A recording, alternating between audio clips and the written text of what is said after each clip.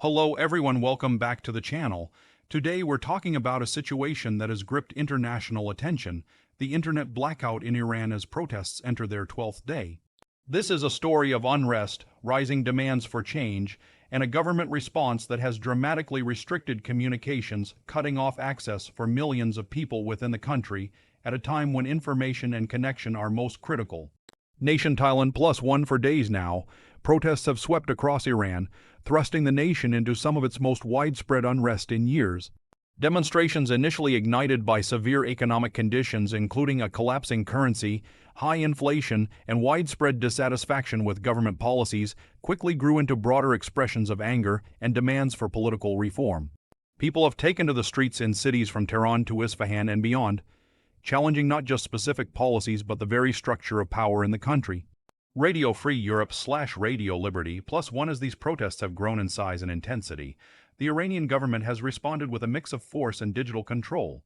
On the 12th day of demonstrations, authorities implemented a nationwide internet blackout that has effectively cut off most citizens from the global web. Internet monitoring groups like NetBlocks have confirmed that connectivity levels plunged dramatically, in some cases to near zero, leaving people inside Iran unable to communicate easily with each other or the outside world.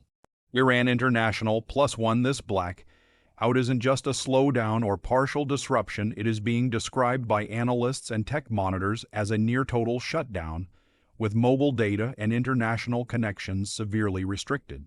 Experts note that this makes it extremely difficult for protesters to organize and for independent information about events on the ground to reach outside audiences. The timing, coming right as massive crowds were mobilizing, suggests it is intended to limit coordination and reduce global visibility of what is happening. TechCrunch +1 The idea of cutting off the internet during times of protest is not new in Iran. In past waves of unrest, including major protests in 2019 and 2022, authorities also restricted internet access to disrupt communication and slow the flow of information. But the scale and thoroughness of this latest shutdown are notable, with significant parts of the country going offline simultaneously. Wikipedia: what does an internet blackout mean for ordinary people? Imagine suddenly losing the ability to send messages to family and friends, to share video or pictures of what you're witnessing, or to browse news from outside.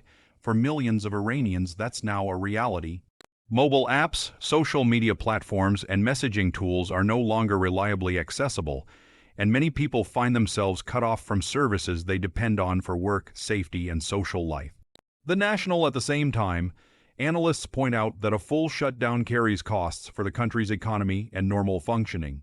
Businesses that rely on connectivity, from online vendors to financial services, find themselves hampered, and essential communications for daily life are affected. Historically, such internet disruptions have had real economic consequences, costing millions in lost productivity and commerce.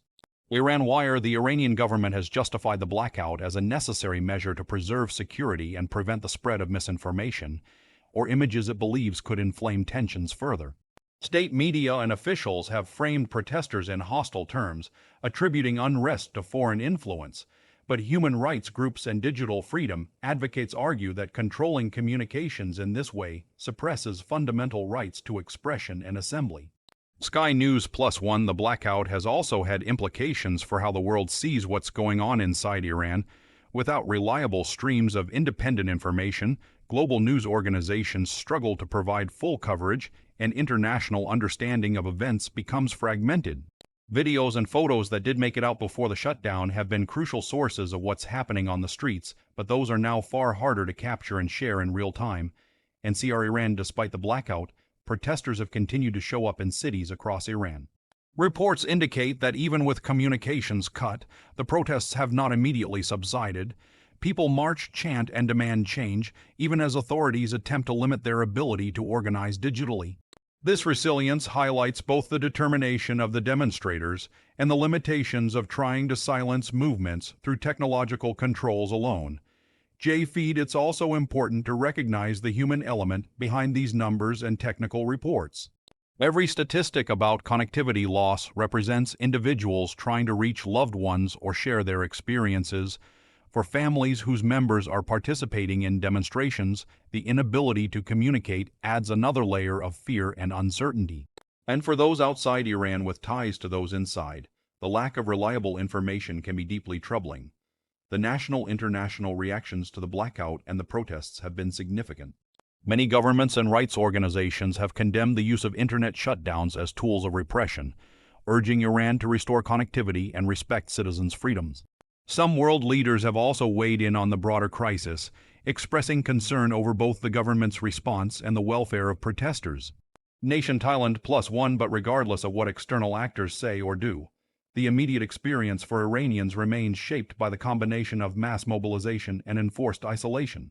The internet blackout has become both a symbol and a practical instrument of the struggle between state authority and popular dissent. It reflects the broader tension over who controls narratives, who gets to communicate freely, and how modern movements can sustain themselves in an era where digital connectivity is essential.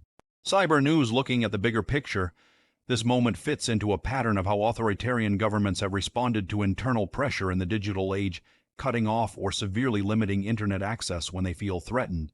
But each time this happens, it also raises questions about the long-term impacts on society, on trust between citizens and the state, and on how movements evolve under conditions of restricted communication.